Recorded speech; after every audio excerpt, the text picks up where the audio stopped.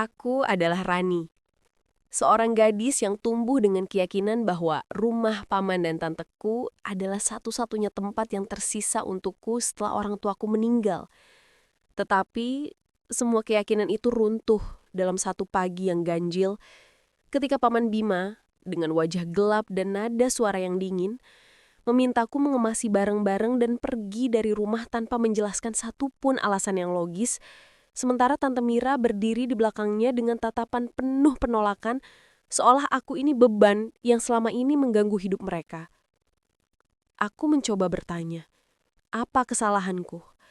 Namun, setiap kata yang keluar dari mulutku hanya dibalas dengan ucapan dingin yang membuat dadaku sesak. Hingga akhirnya aku melangkah keluar dari rumah itu sambil menahan tangis yang bergetar di tenggorokanku. Tinggal sementara di rumah sahabatku, Dila, sebenarnya memberiku sedikit ketenangan. Namun, rasa sakit itu tidak berhenti karena dalam beberapa hari saja berbagai rumor buruk tentangku menyebar di lingkungan tempatku tinggal. Tanteku menuduhku gadis tidak tahu diri, bahkan ada kabar bahwa aku mengambil uang rumah. Sebuah tuduhan yang tidak pernah terpikirkan olehku karena selama ini aku justru membantu mereka dengan bekerja paruh waktu di toko swalayan. Rumor itu sampai ke bosku dan membuatku tertekan karena ia mulai meragukan profesionalitasku. Dan saat itu, aku benar-benar merasa terpojok, seakan semua pintu tertutup sekaligus. Namun di balik semua tekanan itu, ada satu hal yang terus menggangguku. Beberapa hari sebelum aku diusir, aku sempat mendengar paman dan tante bertengkar keras di kamar, membicarakan sebuah wasiat dan menyebut namaku di antara kalimat-kalimat yang penuh ketakutan. Dan sejak saat itu, perasaan bahwa mereka menyembunyikan sesuatu terus menghantuiku, membuatku yakin bahwa pengusiran itu bukan sekadar keputusan mendadak.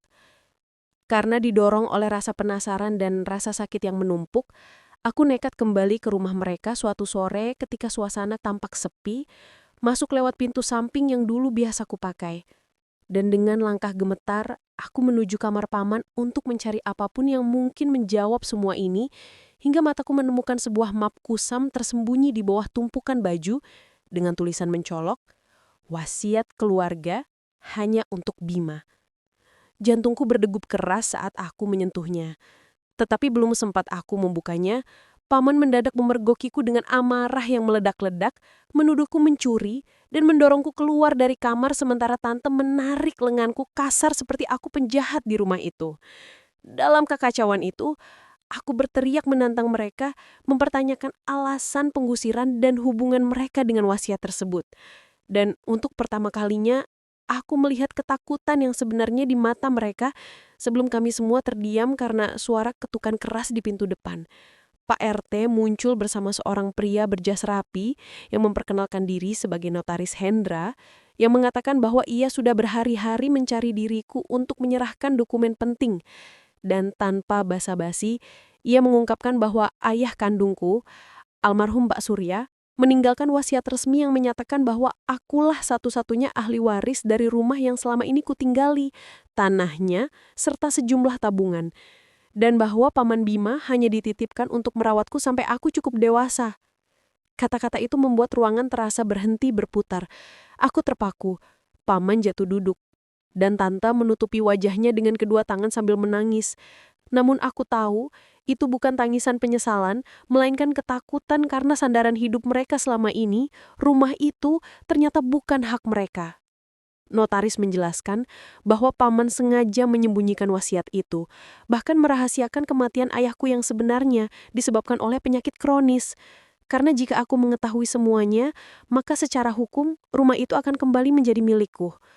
Paman akhirnya mengakui bahwa ia terlilit utang dan takut kehilangan tempat tinggal sehingga ia memilih mengusirku agar bisa mempertahankan rumah itu lebih lama. Saat mendengar pengakuan itu, aku tidak tahu harus marah, menangis, atau tertawa pahit. Semua emosi bercampur, tetapi yang paling kuat adalah rasa lega karena akhirnya aku tahu alasan sebenarnya mengapa aku diperlakukan seburuk itu.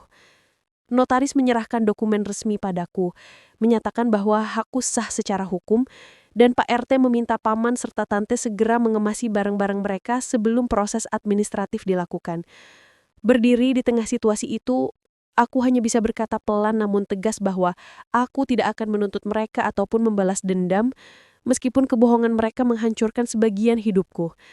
Aku hanya ingin mengambil kembali hakku dan memulai hidup tanpa bayang-bayang manipulasi dan kebencian yang selama ini mengekangku.